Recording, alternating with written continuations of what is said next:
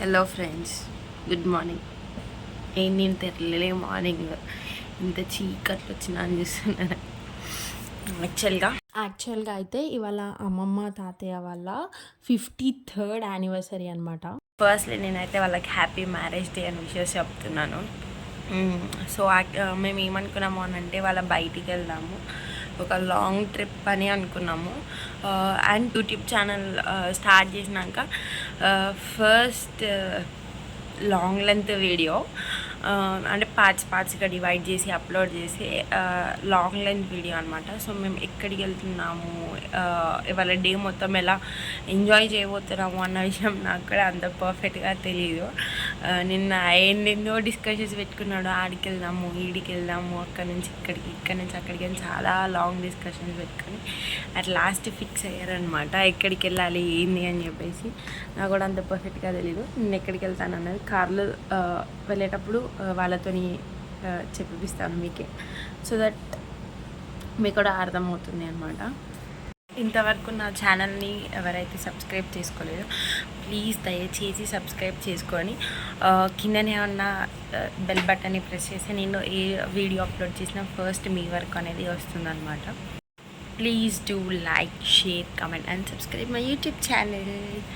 So like కూడా కొట్టండి, so that నాకు ఎంతమందికి నా వీడియో నచ్చింది అనేది నాకు అర్థమవుతుందన్నమాట. ఫస్ట్ మేము వచ్చేసి కొలన్పాక టెంపుల్ వెళ్ళాము.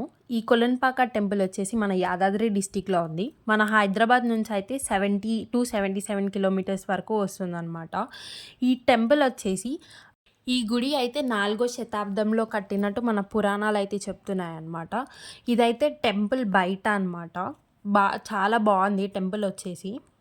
ఈ టెంపుల్లో మనము మ్యూజియం కూడా చూడొచ్చు అనమాట. పాతకాల శిల్పాలు అయితే మనం చూడొచ్చు అనమాట. ఇప్పుడు నేను చూపిస్తున్న సైడ్ అంతా కొంచెం డస్ట్గా ఉంది, అందుకే నేను అటు సైడ్ వెళ్ళి చూపించలేదు క్లియర్గా మీకు.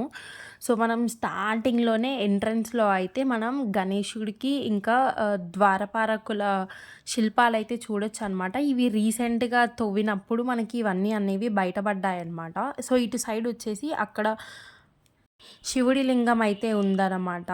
సో ఈ నోటీస్ బోర్డ్ వచ్చేసి అంతా టెంపుల్ గురించి క్లియర్గా మనకి ఎక్స్ప్లెయిన్ చేసి ఉందన్నమాట. మోస్ట్లీ మనకి శిల్పాలు అన్నీ వచ్చేసి చాణక్యులు ఇంకా కాకతీయుల కాలం నుంచి దొరికిన శిల్పాలు అన్నమాట ఇవన్నీ. ఇంకా మనం లోపలికి వెళ్ళగానే ఫస్ట్ మనకి కనిపించేది అయితే జైనుడి విగ్రహం అన్నమాట. ఇక్కడ ఎక్కువ జైనుని కొలుస్తూ ఉంటారనమాట. నేనైతే స్టార్టింగ్లో సైడ్కి ఇదంతా మ్యూజియం అనమాట. మ్యూజియం నేనైతే క్లియర్ కట్గా చూపిస్తాను మనకి అక్కడ ఏమేమి దేవుళ్ళు ఉన్నారు ఏంటి అనేది. యాక్చువల్గా ఈ టెంపుల్లో వచ్చేసి 1,01 లింగాలు అనేవి ఉంటాయంట. చూడండి, ఈ రాళ్ళ మీద అయితే కాకతీయపు కాలపు సాంస్క్రిట్ లాంగ్వేజ్లో అయితే రాసింది.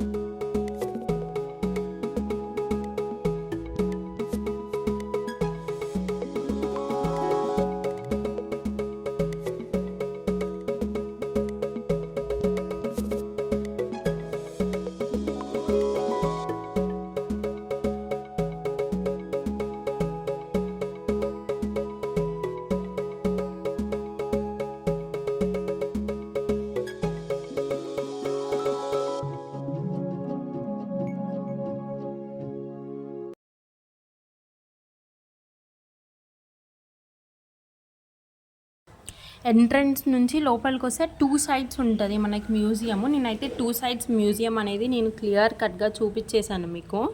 ఇంకా అక్కడి నుంచి లెఫ్ట్కి వస్తే మనకైతే వీరభద్ర స్వామి విగ్రహం అనేది ఉంటుందన్నమాట. మేమైతే మరీ లోపలికి వెళ్ళి చూడలేదు, ఎందుకంటే మేము ఎర్లీ మార్నింగ్ దర్శనం చేసుకున్నాము. ఇంక అప్పుడే వాళ్ళు టెంపుల్ అనేది క్లీన్ చేస్తున్నారనమాట. సో మేము అందుకే మరీ అంత లోపలికి ఏమీ వెళ్ళలేదన్నమాట. రైట్లో అయితే మనకి ఒక శివలింగం అనేది ఉంటుందన్నమాట. మనకి ఎంట్రన్స్లో ఒక శివలింగం ఉంటుంది, గర్భగుడిలో ఒక శివలింగం అనేది ఉంటుందన్నమాట. 2 లింగాలు డిఫరెంట్ నేమ్స్తో పిలుస్తారు. ఇక్కడ 2 సైడ్స్ దర్శనం అయిపోయాక మేమైతే గర్భగుడిలోకి వెళ్తున్నాం అనమాట. గర్భగుడియే అసలైన టెంపుల్. ఇంకా ఈ టెంపుల్లో స్పెషల్ వచ్చేసి ఏంటి అంటే 2 టైప్ ఆఫ్ దేవుళ్ళు ఉంటారు ఇక్కడ. ఒకటి చండీమాత, ఇంకోటి సోమేశ్వర స్వామి టెంపుల్. సోమేశ్వర స్వామి టెంపుల్కి కూడా ఇక్కడ ఒక స్పెషాలిటీ ఉంది. ఆ స్పెషాలిటీ ఏంటి అని అంటే ఇక్కడున్న లింగంలో నుంచి రేణుకాచార్యులు అనే స్వామి చీల్చుకొని ఆ లింగాన్ని చీల్చుకొని వచ్చి రాక్షసులతోని యుద్ధం చేశారు అని చెప్పేసి ఇక్కడ ఒక స్పెషాలిటీ అంట. సో అదే విధంగా లోపల లింగం దగ్గర కూడా రేణుకాచార్యులు ఉంటారు, చూపిస్తారు. లెఫ్ట్ సైడ్లో కనిపిస్తున్నారు కదా, ఆయనని రేణుకాచార్యులు అనమాట. ఇక్కడ శివుడి బొట్టు అయితే ఉందన్నమాట. నాకు ఇట్లా 3 గీతలు పెట్టుకోవడం అంటే చాలా ఇష్టం అనమాట. చిన్నప్పటి నుంచి నేను అలాగే పెట్టుకోవడము, నేనే కాదు మా పాపకి అందరికీ పెట్టేశాను అలాగే. ఇందాక చెప్పాను కదా రేణుకాచార్యులని, వీరే అనమాట. ఈయననే రేణుకాచార్యులు అని పిలుస్తారు. యుద్ధం చేసింది కూడా ఈయననే. ఇంకా అక్కడి నుంచి మనం ముందుకు మెల్లగా అలా వెళ్తే మనకైతే 2 లింగాలు అనేవి కనిపిస్తాయి లోపల. ఇక్కడ ముందున్న లింగం వచ్చేసి సోమేశ్వర స్వామి లింగం అన్నమాట. తర్వాత అక్కడ నుంచి మేము డైరెక్ట్ చండీమాత దర్శనం చేసుకోవడానికి అయితే వెళ్ళాము. ఎందుకంటే పంతులు గారు అర్చన చేస్తాను, ఒక 10 నిమిషాలు ఆగండి అంటే మేము పక్కనున్న చండీమాత దగ్గరికి అయితే వచ్చేసాము. చూడండి భక్తులు ఎలా ముడుపులు కట్టారో. ఇక్కడ అమ్మవారు అంటే చాలా నమ్మకం అంట.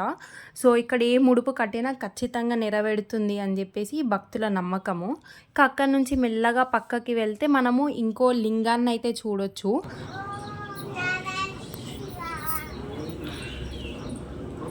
చూడండి మా పాప కూడా ఎంత క్యూట్గా ఓం నమ శివాయ అంటుందో. మీరు కూడా ఒక్కసారి ఓం నమ శివాయ అనుకోండి గట్టిగా. ఈ లింగానికి స్పెషాలిటీ ఏంటి అంటే ఊరి మొత్తంలో ఎన్ని లింగాలు కట్టినా కూడా ఇంకా 1001 లింగాలు అనేవి తక్కువ అవుతున్నాయంట. సో అందుకని ఈ ఒక్క లింగానికి 1000 లింగాలు అనేవి చెక్కేశారనమాట. సో అప్పుడు 1,000,000 లింగాలు అయ్యాయంట ఊరి మొత్తంలో. ఇప్పుడు రేణుకాచార్యుల లింగం చూద్దాము. చూడండి వెనకాల రేణుకాచార్యులు, ముందట లింగం అనేది ఉంది. అదే స్పెషాలిటీ అనమాట ఆ లింగానికి. అక్కడ నుంచి లెఫ్ట్లో మనకి కాలభైరవ స్వామి కనిపిస్తారు, ఆయన పక్కకి ఆంజనేయ స్వామి ఉంటారు. సో చూశారు కదండి, ఇది మన కొలన్పాక సోమేశ్వర స్వామి టెంపుల్ యొక్క స్పెషాలిటీ. సో ఈ టెంపుల్ పక్కన ఇంకో స్పెషల్ టెంపుల్ ఉందండి. ఏంటి ఆ టెంపుల్ అని చూస్తున్నారా? జైన్ మందిరం అని ఒక స్పెషల్ టెంపుల్ ఉందన్నమాట. ఆ టెంపుల్ యొక్క స్పెషాలిటీ ఏంటి, అసలు టైమింగ్స్ ఏంటి, ఎక్కడ ఉంది ఈ టెంపుల్ అని చెప్పేసి నేను అన్నీ నెక్స్ట్ బ్లాగ్లో పెడతాను. అప్పటి వరకు నా వీడియోని లైక్ చేయండి, సబ్స్క్రైబ్ చేసుకో. ఆలోపు నా వీడియో మొత్తం చూసేసి లైక్ చేసేసేయండి ఫ్రెండ్స్. అలాగే మీ ఫ్రెండ్స్కి కూడా షేర్ చేయండి. మరి ఇంకా ఇలాంటి వీడియోస్ కోసం నా ఛానల్ని కూడా సబ్స్క్రైబ్ చేసుకొని ఫస్ట్ టైం చూసేవాళ్ళు ఉంటే మాత్రం ఖచ్చితంగా బెల్ బటన్ ప్రెస్ చేయండి. సో దట్ నేను ఏ వీడియో అప్లోడ్ చేసినా ఫస్ట్ మీకే వస్తుంది.